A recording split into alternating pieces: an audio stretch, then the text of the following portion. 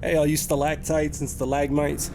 I'm Dale Robin Jr. the Third, and this is the slowest installment yet of Slow to Pro, a YouTube series where I got COVID last week and came back driving like I don't even know what a car is.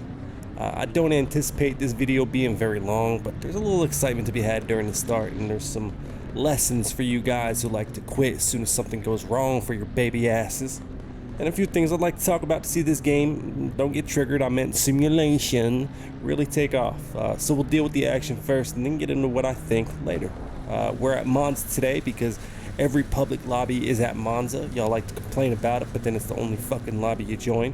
And we are starting at the back because in public lobbies, everyone thinks there's some kind of Lewis Verstappen sticking their cars where they don't fucking have any place being and then raging in the chat like it isn't their fault. And I've raced in all sorts of different safety rating lobbies at this point, and I'm starting to learn that it really means absolutely nothing at all. We can't even make it to turn 1 without playing bumper cars. I've been in service with a 20 rating that went smoother than this, and I think I'm starting to notice that the higher the safety rating, the more likely people are to just try something stupid.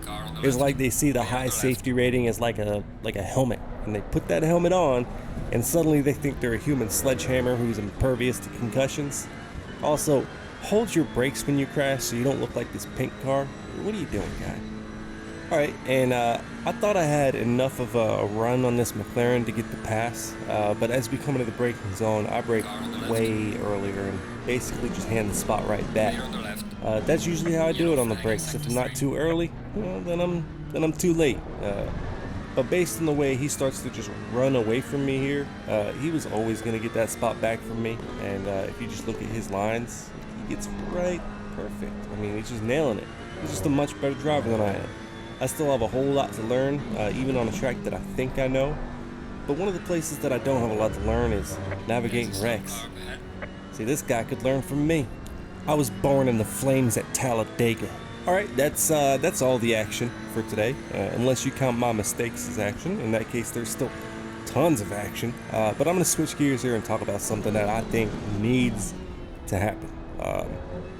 Cross-platform multiplayer.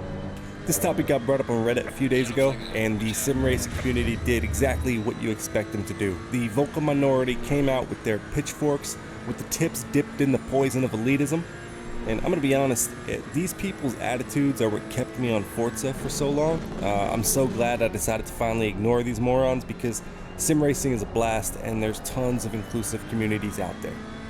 So what I wanted to do was just address you elitists and show you how stupid you sound. The top comment was, PC racers don't want to have to drive against console controller players. Okay, don't. No problem. You can still play in your PC-only league. Server owners would still be able to lock the platform, just like in other cross-platform games that let you choose. Duh. Another comment was, this will never happen unless KS completely redo the server infrastructure. The PC and console versions might as well be completely different games too, since the console ports are missing so many features. Why are we making excuses for Kunos? Do you work there? They should get to work, is what it sounds like. In the days since the OG Xbox One and PS4, there's really no reason for console and PC versions to be so different. That's why so many other games have gone cross-platform. Yeah, even games like Splitgate, which were made by a much smaller team than Kunos. Yeah, they did cross-platform really well, and that was in a beta for a free-to-play game. No excuses. The rest of the comments were basically about how, since PC has compatibility with so many accessories, it would be dumb. Which doesn't make any fucking sense at all. Bro, we're talking about people with consoles being able to race with their friends on PC. Nobody gives a shit about your button box or your triple screen. Stop being weird. You don't have to bring it up every single post you make. And then a moderator on the ACC subreddit and gave some reasons on why arguing this is nonsense. Console is almost always behind the PC patch, and it takes ages to get to console.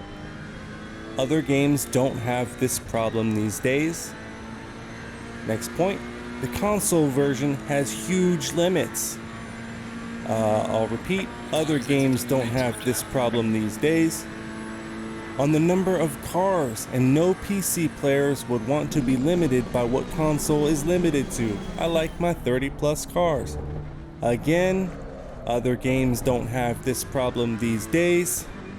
Physics. Bring the PC version to console, like other games these days. The PC version is very, very healthy. There is no need to try to get some more console players. The game is healthy as is. Okay, got you. Good enough is good enough for you. Let's not ever work toward better. Good enough. Okay. I haven't seen this many simple-minded people together since the Trump administration.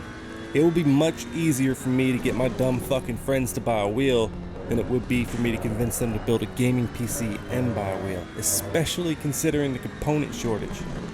That's it for today. Next week we're back into League Racing. It's going to be exciting. Thanks for watching the rant edition of Slow to Pro. I'm Dale Robin Jr. III. You guys have the kind of day you want to have.